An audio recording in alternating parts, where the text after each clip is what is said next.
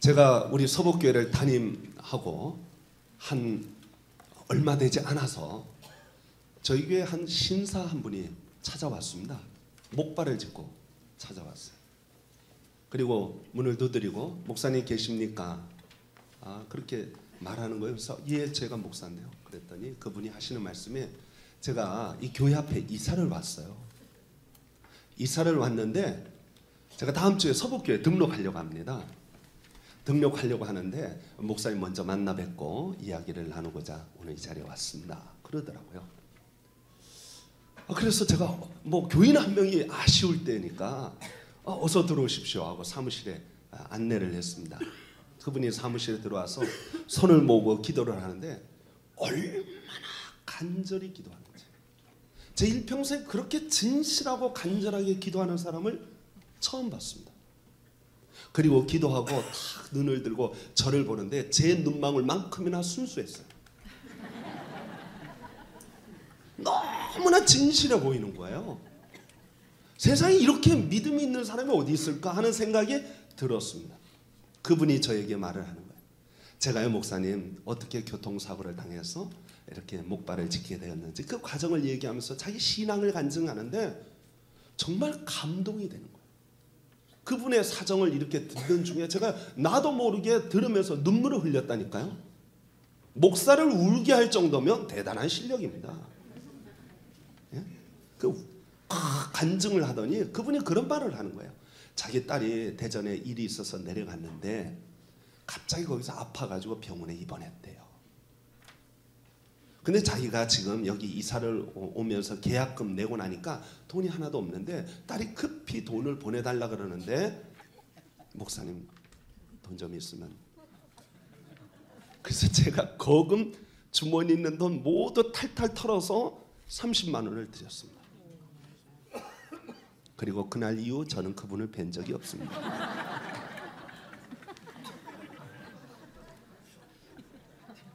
참 목사 순진해요. 제가 순진해요, 참. 그래서 속기를 잘하는 거예요. 그래서 제가 그 다음부터 결심했습니다. 저희 교회 찾아오는 성도들 중에 저희 교인이 아닌 분이 저에게 면담을 신청하면 무조건 거절합니다. 그리고 부목사님에게 면담하라고 합니다. 지금까지 단 한 명도 교회에 등록한 사람이 없습니다. 그렇게 해서 도와달라, 뭐 교회 등록하겠다 하는 분들 중에 단 한 명이 등록한 분이 없습니다. 참 세상이 험악합니다. 믿을 사람이 아무도 없다 할 정도입니다. 그런데 여러분, 기독교는요, 용서의 종교입니다. 그리고 기독교는 믿음의 종교입니다. 그렇죠? 아멘? 우리 하나님은 우리를 용서하시기로 작정하신 분이에요. 우리가 죄인인 거 다 아시고 계셔요. 성경에 보니까 뭐라고 말씀하시냐면 의인은 없나니 하나도 없다 그랬어요. 우리가 다 죄인인 줄 알고 계셔요. 다. 우리가 다 부족하고 연약한 줄 알고 계시단 말이에요. 우리가 얼마나 모자란지 다 알고 계시지만, 그렇지만 성경에 보니까 우리가 아직 죄인 되었을 때, 우리가 아직 죄인이었을 때 우리를 사랑하시고 우리를 용서하시고 우리를 구원하시기로 작정하셨어요. 오늘 본문의 말씀 고린도후서 5장 17절 말씀인데 한 절 앞에 5장 16절 말씀 보시면은 이런 말씀이 있어요. 그러므로 우리가 이제부터는 어떤 사람도 육신을 따라 알지 아니하노라. 비록 우리가 그리스도도 육신을 따라 알았으나 이제부터는 그같이 알지 아니하노라. 그런즉 누구든지 그리스도 안에 있으면 새로운 피조물이라. 이전 것은 지나갔으니 보라 새 것이 되었도다. 16절에 이런 말씀이 있어요. 육신을 따라 알지 아니하노라. 성도 여러분, 우리 육신이 얼마나 연약합니까?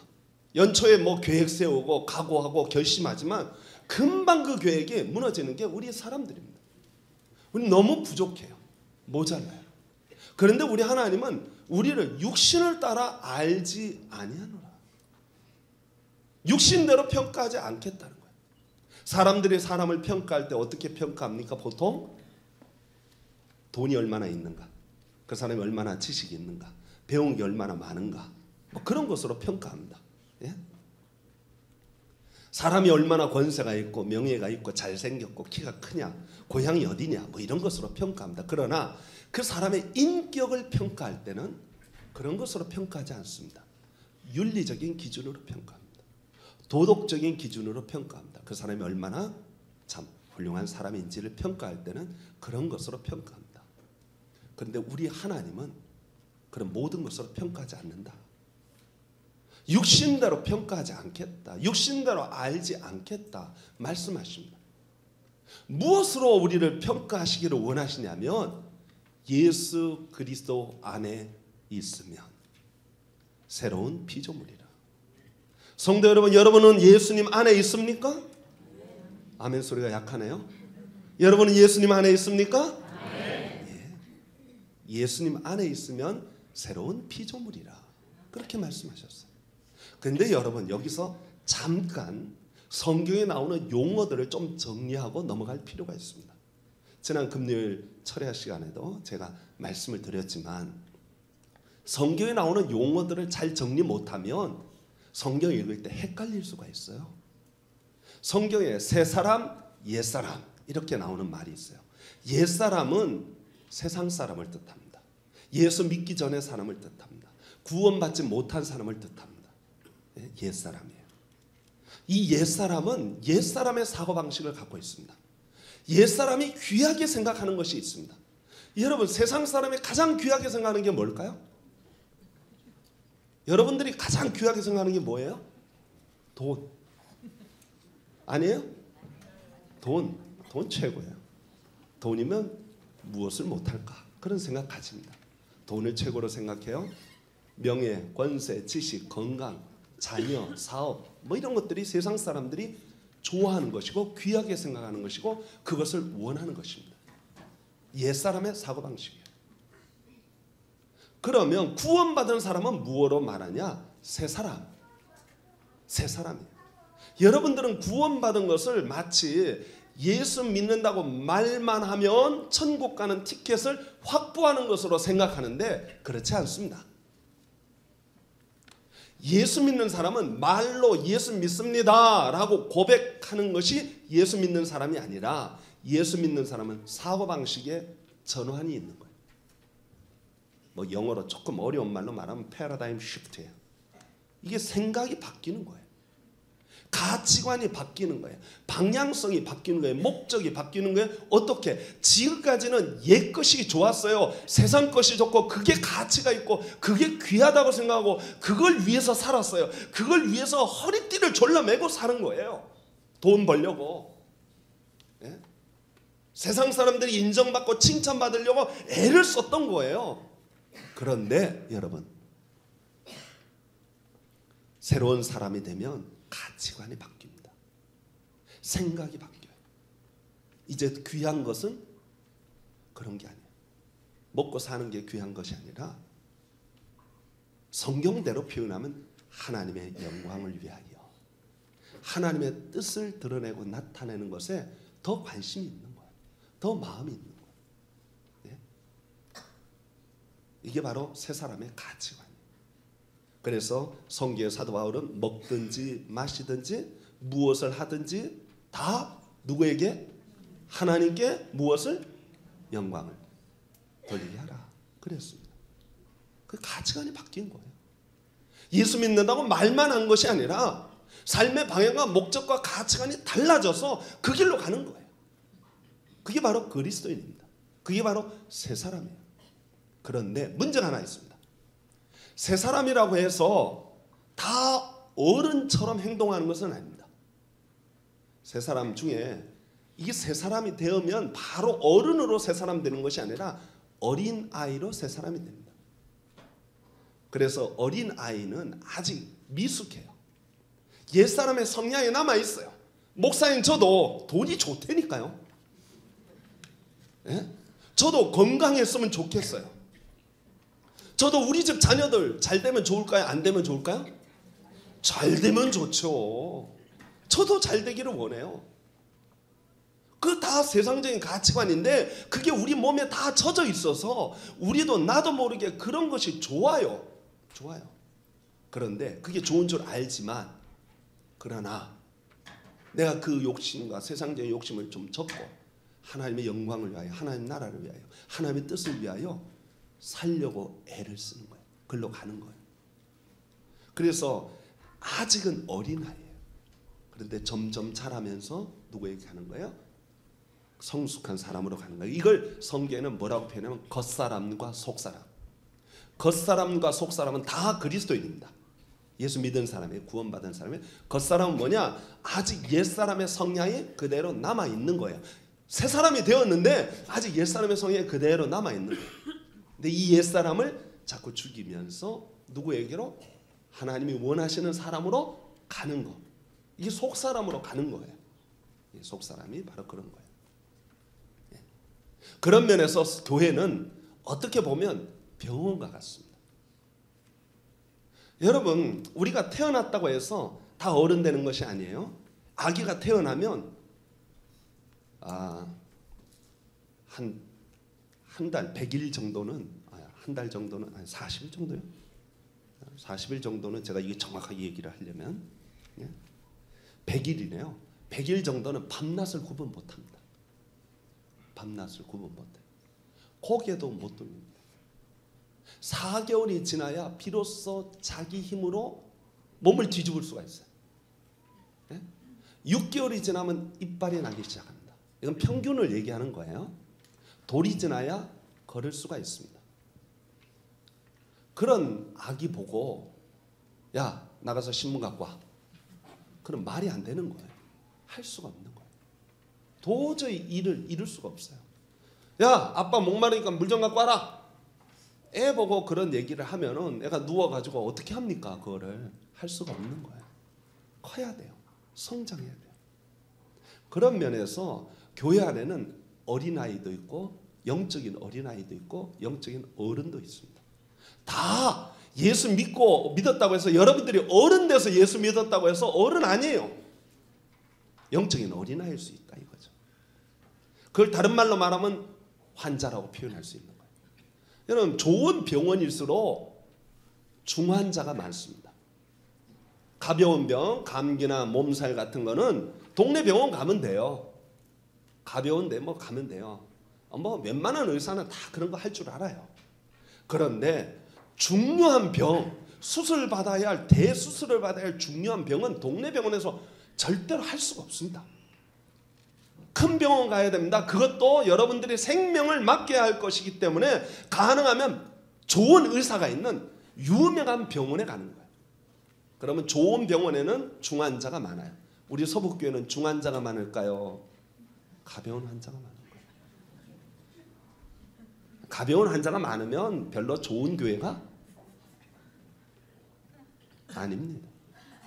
소문난 교회는 중환자가 많은 거예요. 다른 말로 말하면 문제 많은 교인이 많은 거예요. 그렇다고 해서 우리 서북교회를 좋은 교회로 만들기 위해서 이제부터 내가 문제아가 되겠습니다. 뭐 그런 각오를 하시면 곤란합니다. 박노해 시인이 쓴 시 중에 나 거기 서 있다라는 시가 있어요. 그 시에 이런 내용이 있습니다. 몸의 중심은 심장이 아니다. 몸이 아플 때 아픈 곳이 중심이다. 손가락 다치면 바로 어디에 모든 신경이 가요? 손가락이 가요.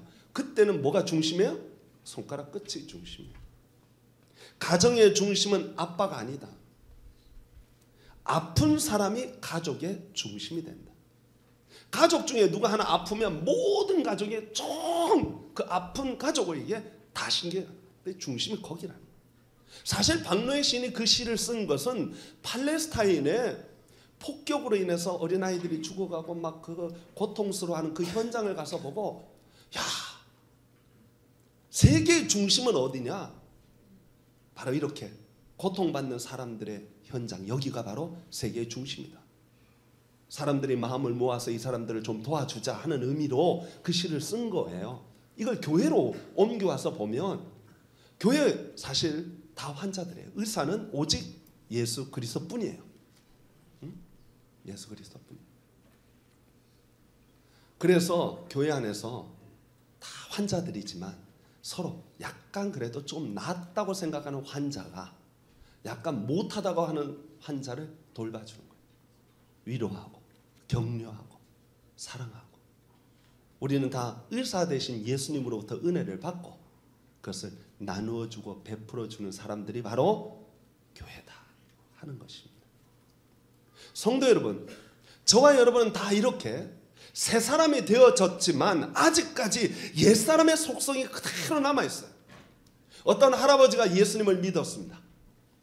예수님을 믿었는데 이 할아버지가 예수를 믿고 나니까 너무 좋은 거예요. 그래서 노인정에 찾아갔어요. 친구들한테 이제 전도를 하는 거야. 이보기에 예수를 믿게 다음 주부터 우리 다 같이 서북교회 가자. 목사님 굉장히 설교 잘하고 인물 잘생기고 괜찮아. 가자. 전도를 한 거예요. 그랬더니 그 친구 할아버지들이 하는 말이, 야, 예수 믿으면 밥 먹여주냐? 딱 그렇게 말을 한 거예요. 그러니까 그 할아버지가 거기서 이렇게 대답을 했습니다. 야, 이놈아, 예수님이 너 밥 먹여주려고 온 줄 아냐? 성도 여러분, 오늘날 많은 사람들이 예수 믿는 이유가 잘 먹고 잘 살기 위해서 예수 믿는 경우가 많습니다. 매우 저급한 신앙입니다. 예수님 믿는 이유가 나 밥 먹기 위해서 예수 믿어. 나 사업 잘 되기 위해서 예수 믿고, 예수 믿는 이유가 내 자녀 잘 되기 위해서 예수 믿고, 예수 믿는 이유가 내 소원이 해결되기 위해서 예수 믿는 거야. 매우 저급한 신앙입니다. 예수님이 이 땅에 오신 것이 우리 밥 먹여주려고 오신 것이냐?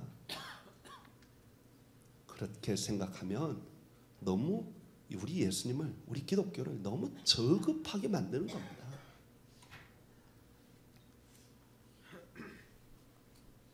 어떤 교회 목사님이 저에게 얘기한 거를 제가 들었어요.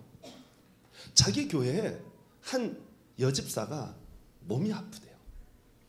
중환병에 걸렸는데 치료받을 길이 막막해. 이 병원에서 고칠 수 없는 병이에요. 늘 그 병을 달고 살아야 돼요. 그런데 이분이요, 너무 가난해. 너무 가난해서 우리 원로 목사님 그런 말씀하셔요. 똥구멍이 찢어질 정도로 가난하다. 뭐 그건 여러분들이 잘 모르시겠지만 옛날에 이제 밥을 못 먹고 막 이렇게 뭘 먹어서 나중에 이게 잘 안 나와가지고 찢어진다, 뭐 그런 얘기예요. 제가 죄송합니다. 설교 시간에 이런 얘기를 해서. 그런데 정말 가난해. 월세에 살고 계셔요. 너무 힘든 거예요. 근데 이분이 월요일만 되면 교회 아무도 없을 때 혼자 교회에 나오셔가지고 걸레를 들고 교회를 청소하는 거예요. 청소하는. 담임 목사님 그걸 보고 이분이 너무 힘든 분이에요. 어려운 분이에요. 몸도 성취하는 분이에요. 경제적으로 매우 어려운 분이에요. 그래서 목사님 그분을 생각하는 마음으로 이렇게 말했어요. 집사님 이러시지 않으셔도 돼요. 이러지 마세요. 우리 교회 관리 집사님도 계시고 이러지 않아도 됩니다. 들어가 쉬세요. 집사님 생각해서 그런 말을 한 거예요. 그런데 그 집사님이 이렇게 말씀하시더래요. 목사님, 제가 천국에 가서 주님을 뵈면 주님께서 질문하실 거예요. 저한테. 너 어떻게 살다 왔니? 하고 질문하면 제가요, 사는 게 너무 힘들어서 어렵게 먹고 사는 게 너무 힘들고 사는 게 너무 힘들어서 힘들게 살다가 왔어요 라고 말하면 너무 창피하잖아요. 돈 얻는 것도 창피하고 건강하지 못한 것도 창피한데 하나님 앞에 섰을 때 너 뭐 하다 왔니? 그러면 사는 게 너무 힘들어서 힘들게 살다 그냥 왔어요 라고 말하면 너무 창피하잖아요. 그래서 제가 하나님 앞에 섰을 때, 주님 앞에 섰을 때 그래도 뭔가 할 말이 있어야 되잖아요. 그래서 걸레 들고 창피하니까 남들 보지 않을 때 교회 청소하고. 그래서 주님 앞에 섰을 때 너 뭐 하다 왔니? 힘들지만 어렵지만 너무 괴로웠지만 그래도 주님의 전을 조금 닦다가 왔어요 라고 말하고 싶어. 그랬다는 거예요. 성도 여러분, 우리가 언제까지 어린아이가 되시렵니까? 우리가 언제까지 천국행 티켓을 받았다고 기뻐하시고 나는 새 사람이다 하고 만족하시렵니까? 하나님 앞에 섰을 때 여러분들이 뭐라고 말씀하시렵니까? 답하시렵니까? 힘들게 어렵게 살아왔습니다. 고통 가운데 살아왔습니다. 그러면서 어떻게 하면 잘 먹고 잘 살까? 어떻게 하면 이 땅에서 인정받을까? 칭찬받을까? 그것만 생각하며 살다가 왔습니다 라고 말하시렵니까? 아니면 힘들지만 어렵지만 고통스러웠지만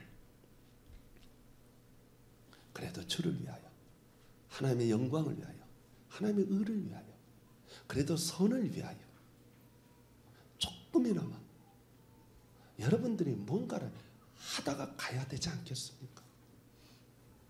예? 그래서 우리 성경에는 그렇게 말하고요.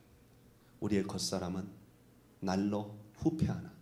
요즘 새로 번역된 성경은 좀 달리 번역했어요. 우리의 겉사람은 날로 낡아지나 우리의 속사람은 날로 새로워지는도다.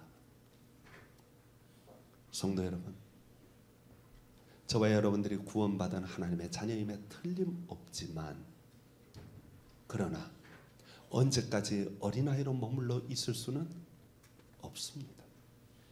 일어서야 할 때가 된 줄로 믿습니다.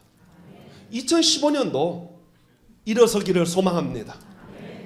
이젠 고개 좀 가눌 수 있게 되기를 소망합니다. 이제는 딱딱한 음식도 먹고 이제는 아빠가 야 신문 갖고 와 그러면 아빠 알았어 여기 신문 갖고 와 여기 탁 갖다 주고 언제나 보살핌 받는 그런 어린아이가 아니라 이제는 자기 몫을 감당할 줄 아는 그런 사람으로 성숙하고 성장해야 마땅하지 않겠습니까? 하나님 앞에 섰을 때 여러분들이 뭐라고 답을 하시렵니까? 하나님 힘들게 살아왔습니다. 어렵게 살아왔습니다. 제 인생 아시죠? 제가 무슨 남 신경 쓸 일이 뭐가 있겠습니까? 하고 말할 것이 아니라 어렵지만 힘들지만 그 가운데서도 뭔가 의미 있는 일, 뭔가 뜻 있는 일, 하나님의 영광을 위하여 하나님의 뜻을 위하여 살다가 가는 그렇게 사는 우리 서북의 성도들 되어지기를 간절히 축원합니다. 기도하겠습니다. 하나님 아버지 감사합니다. 주께서 저희들을 사랑하시고 은혜 베푸셔서 하나님 자녀 삼아 주셨는데 하나님 저희들이 믿음 안에서 바로 서게 하여 주시고 날마다 성숙하고 성장하고 하나님께서 기뻐하시는 사람으로 하나님이 칭찬하시는 사람으로 저희들이 설 수 있게 하여 주옵소서. 어린아이처럼 남들의 보살핌만 받고 문제아로서만 중환자로서만 사는 것이 아니라